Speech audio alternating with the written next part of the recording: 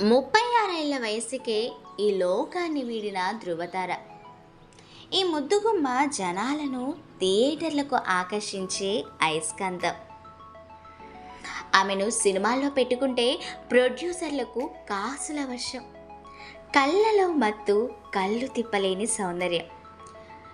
ఈ ముద్దుగుమ్మ కేవలం item gall మాత్రమే కాదండోయ్, గుర్రాళ్ళ మనసుల్ని ఏలిన లేడీస్ సూపర్ స్టార్. ఒక్క మాటలో చెప్పాలంటే తెలుగు తెరపై పేలిన బ్యూటీ బామ్ సిల్క్ స్మిత. 1.5 దశాబ్దం పైగా ప్రేక్షకులను ఒర్రూతలోగించిన సిల్క్ స్మిత అర్ధాంతరంగా తనుచాలించారు. సిల్క్ స్మిత గారి అసలు పేరు వడ్లపట్ల విజయలక్ష్మి. ఆంధ్రాలోని ఏలూరు ప్రాంతానికి చెందిన అమ్మాయి. 1960 డిసెంబర్ 2న దెందులూరు మండలం కొవ్వలిలో పుట్టిన సిల్క్ స్మిత 4వ తరగతి వరకే చదువుకున్నారు. 15 ఏళ్లకే పెళ్లి చేసేశారు. అలా చిన్న వయసులోనే పెళ్లి చేసుకోవడం వల్ల అత్తింటి వేధింపులు భరించలేక మద్రాసుకి పారిపోయారు. అక్కడ టచ్అప్ ఆర్టిస్ట్గా కొన్నాళ్ళు పనిచేశారు. ఆ తర్వాత సినిమాల్లో చిన్న చిన్న రోల్స్ చేస్తున్న ఈ వయ్యారికి ఇనియ తేడితో మలయాళం డైరెక్టర్ ఆంటోనీ ఈస్ట్మన్ హీరోయిన్ చేశాడు.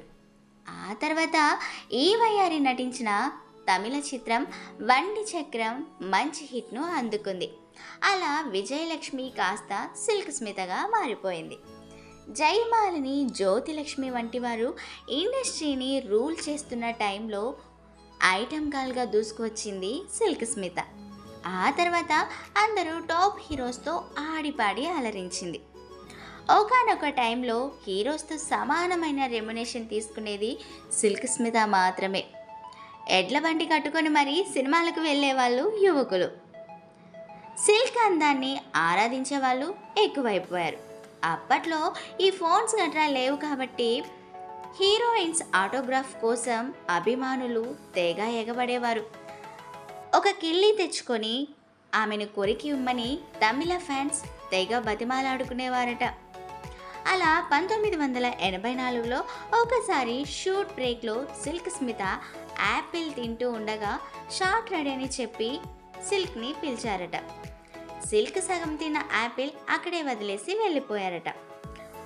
అలా కొరికిన యాపిల్ను ఆమె మేకప్ మెన్ అక్కడికక్కడికే వేలం వేస్తే సెట్లో ఉన్న వాళ్ళు పోటీపడి 26,000కి కొనుక్కున్నారట.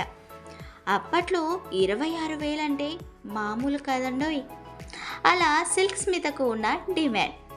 వెండి తెరపై ఓ వెలుగు వెలిగిన సిల్క్ స్మిత 1996 సెప్టెంబర్ 23న సూసైడ్ చేసుకున్నారు.